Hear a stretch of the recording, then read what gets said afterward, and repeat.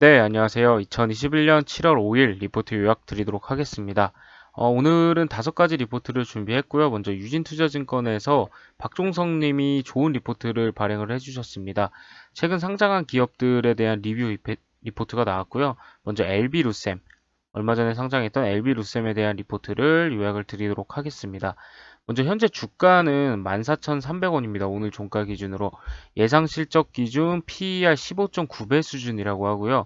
유사업체인 LB세미콘, 테스나 같은 이런 기업들이 평균 PER 15.3배를 받는 것에 대비해서 유사한 수준으로 거래 중이라고 합니다.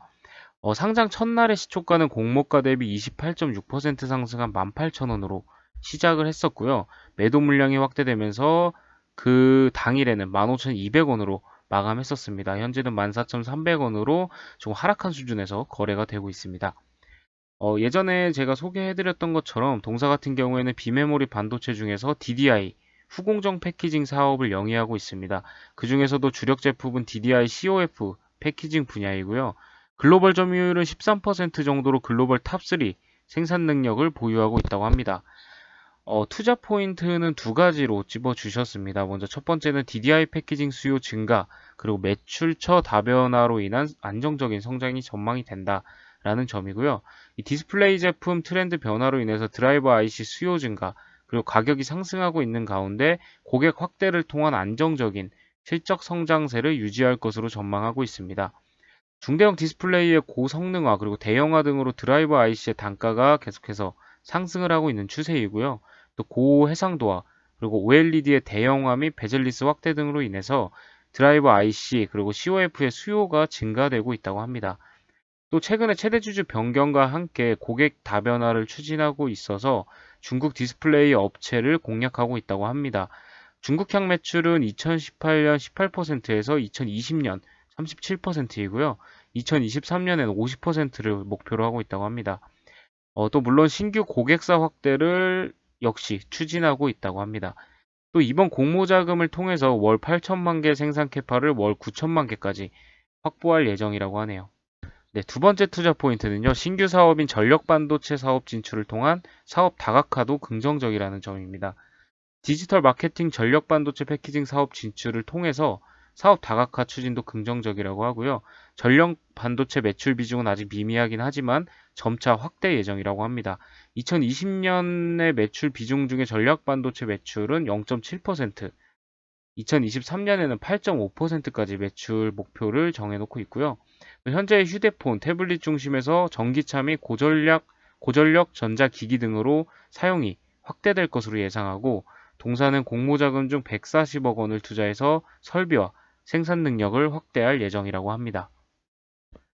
네, 계속해서 6월 중순에 상장을 했었던 이노뎁에 대한 리포트입니다. 동일하게 유진투자증권의 박종선님께서 적어주셨고요.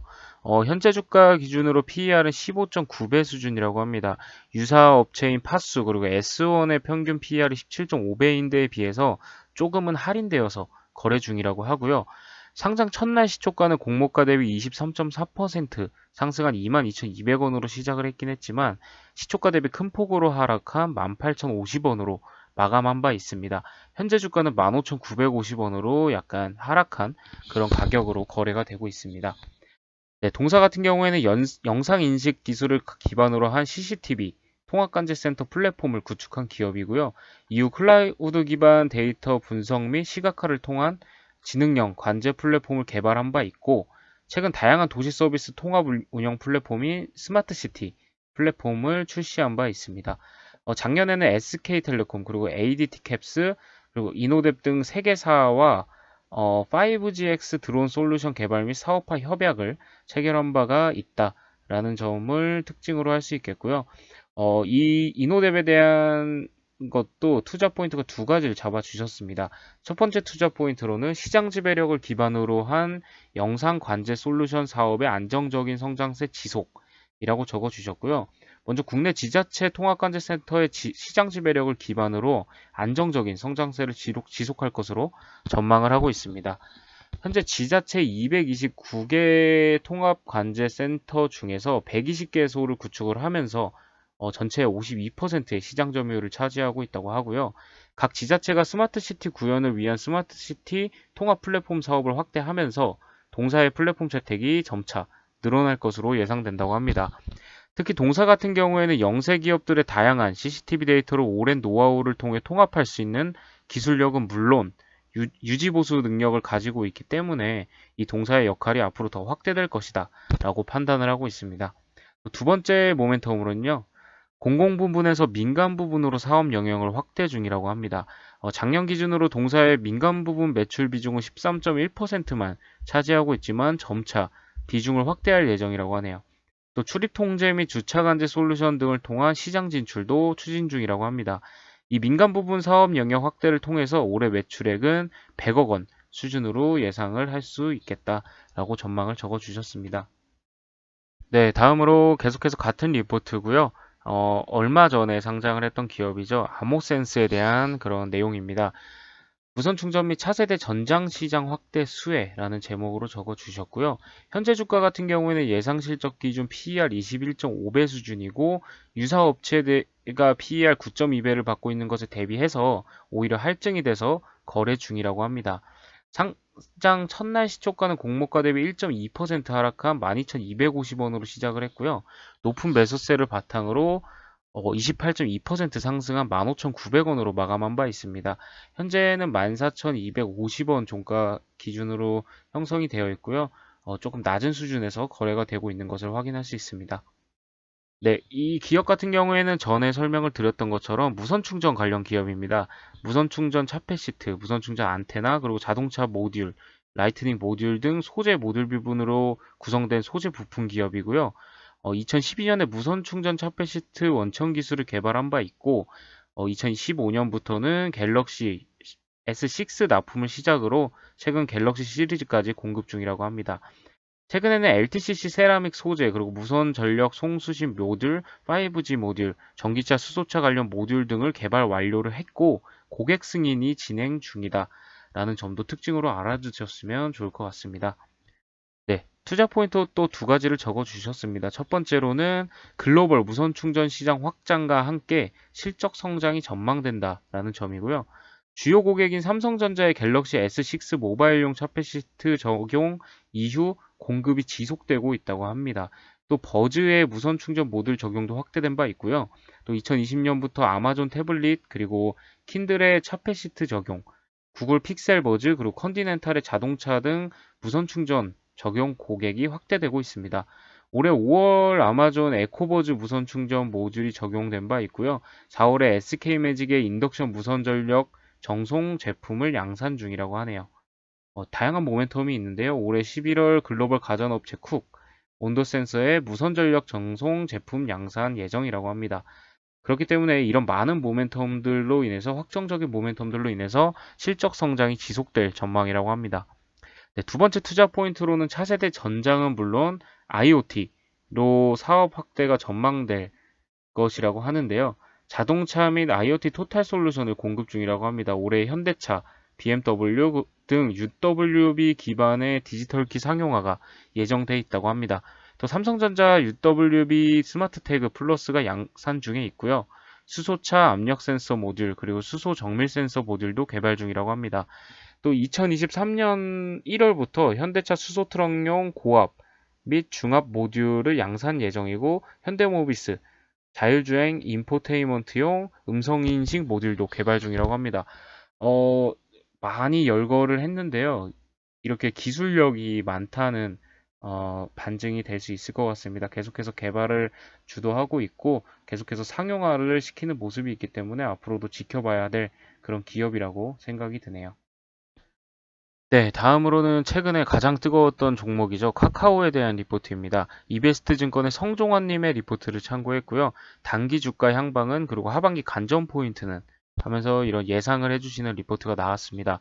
먼저 실적 프리뷰부터 살펴보겠습니다. 2분기 연결 영업 실적은 영업이익 1,716억 원으로 YOY 기준 폭발적 성장이 가능할 것으로 보고 있고요. QOQ 기준으로도 견조한 성장을 시현하면서 당사 그리고 시장 컨센서스 전망치에 부합할 것으로 추정을 하고 있습니다.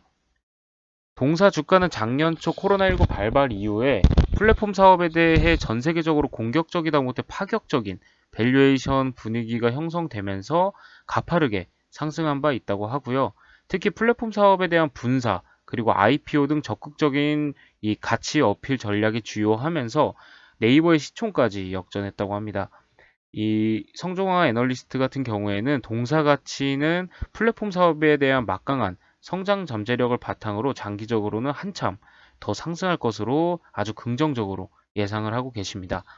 네, 다만 이 코로나19 발발 이후에 약 1년 반 동안 중단기적으로 너무나 급하게 그리고 가격하게 달린 것도 사실이라고 판단한다고 하고요. 플랫폼 사업에 대한 전 세계적인 밸류에이션 프리미엄 열풍은 한동안 더 지속될 가능성도 있어 보이긴 하지만 시장의 색깔 변화에 따라 언제든지 피크아웃을 할 수 있는 가능성도 항상 염두에 두어야 한다라고 요약을 해주셨습니다. 더 안정적으로 길게 멀리 가려면 단기적으로 가열된 열기는 중간중간 적절한 쿨다운 과정도 필요하다라는 점도 적어 주셨습니다. 이 성종화 애널리스트 같은 경우에는 동사의 주가 단기 향방은 뱅크, 그리고 카카오뱅크, 그리고 카카오페이 상장 후에 주가 셋업 향방에 따라서 결정될 것으로 보고 있다고 하는데요. 카카오 올해 상반기 주가 급등은 8월로 예정되어 있던 페이 및 뱅크, IPO에 대한 기대감이 선방영된 부분이 컸다고 판단한다고 합니다. 이 상장 후에 주가가 공모가 대비 크게 상승하는 등의 열풍이 이어진다면 상승 모멘텀이 더 이어질 것이고 공모가와 비슷한 수준이나 아니면 다소 높거나 낮은 수준으로 셋업이 된다고 한다면 단기로는 재료 소진 측면의 숨고르기에 돌입할 가능성이 있다고 판단한다고 합니다. 네, 하지만 혹여 8월 뱅크페이 상장 후 주가 셋업 향방에 따라 카카오의 주가가 단기 숨고르기에 돌입한다 해도 그 기간은 그리 길지 않을 것이라는 가능성이 있다고 하고요. 연말에 카카오페이 증권의 MTS 서비스 론칭이라는 또 하나의 강력한 모멘텀이 대기하고 있기 때문이라고 합니다. 카카오 생태계를 활용한 증권 서비스가 시장에 어떤 방향을 불어일으킬지도 궁금한 부분이다 라고 의견을 적어 주셨네요. 또 그리고 카카오 모빌리티, 그리고 카카오 엔터테인먼트, 카카오 재팬 등도 IPO 계획이 있거나 준비 중이라고 합니다. 내년 이후에 하나씩 순차적으로 IPO를 진행할 예정인 점 또 특징으로 알아두면 좋을 것 같습니다. 네, 다음으로는 오늘 상당히 오랜만에 주가 상승이 크게 있었던 삼성전기에 대한 리포트입니다. 금일 18만 8천 원까지 주가가 5.92% 정도 오르면서 이 리포트가 발행된 데에 대한 큰 호응을 보여줬다고 생각을 하는데요. 키움증권의 김지사님의 리포트를 참고했습니다. 먼저 2분기 영업이익 추정치를 상향 조정했습니다. 이것이 주가에 크게 영향을 미친 것 같고요. 추정치를 3,278억 원으로 상향 조정을 했고 시장 컨센서스인 2,964억 원을 넘어설 것으로 전망을 하고 있습니다. 중국 스마트폰 수요 약세와 오포, 비보, 샤오미사의 재고 감축 행보가 MLCC 업종 주가에 부정적으로 작용을 하고 있긴 하지만 동사의 차별적 모멘텀에 주목할 필요가 있다고 합니다. 즉 다시 말해서 동사 같은 경우에는 다른 이 MLCC 기업들과 달리 데이터 센터 서버용 MLCC의 수요가 회복되고 있는데 동사가 강점을 가지는 동시에 고부가인 산업용 영역이라고 합니다. 또 5G 모바일용 소형 고용량품 수요에 선제적으로 대응하는 과정에서 동사의 MLCC 점유율이 22%에서 25% 수준까지 단기간에 상승했다고 하고요. 경쟁사들보다 높은 매출 성장률을 시현하고 있다고 합니다. 그런가 하면 기판 사업 호조에 따른 MLCC 호조가 다른 MLCC 업체들의 실적 및 주가와 구분되는 요인일 것이라고 적어주셨는데요. 패키지판은 노트북 및 서버용 공급 부족과 모바일용 그 CSP의 경쟁사 화재 여파로 인해서 판가가 상승하고 있다고 합니다. 생산 설비 수급도 빠듯하기 때문에 증설 규모가 제한적인 만큼 이 삼성전기가 이 이유들로 인해서 구조적인 호황을 누리고 있다고 합니다. 3분기도 약간 프리뷰를 살펴보자면요. 영업이익은 3,643억으로 개선될 전망이라고 합니다. MLCC 같은 경우에는 자동차와 IT셋의 생산 차질 이슈가 완화가 되면서 스마트폰 신모델 효과가 더해지며 전장용 수요가 회복될 전망이고요. 중국 천진 공장이 본격 가동이 되면서 IT용 대응력이 향상될 것이라고 합니다. 이로써 상반기보다 개선된 실적이 기대가 된다라고 적어주셨습니다. 패키지판 같은 경우에는 가격 상승 효과가 하반기에 수익성에 본격적으로 반영이 되고 모바일 AP와 노트북 CPU의 신모델 수요가 뒷받침될 예정이라고 합니다. 카메라 모듈 같은 경우에도 하반기에 신규 폴더블 폴 시리즈양 고사양 카메라를 주도적으로 공급하고 주 고객 보급형 모델과 중화 수요에 적극적으로 대응할 계획이라고 합니다. 네, 오늘 준비한 리포트도 여기까지고요. 내일도 좋은 리포트로 인사드릴 수 있도록 하겠습니다. 감사합니다.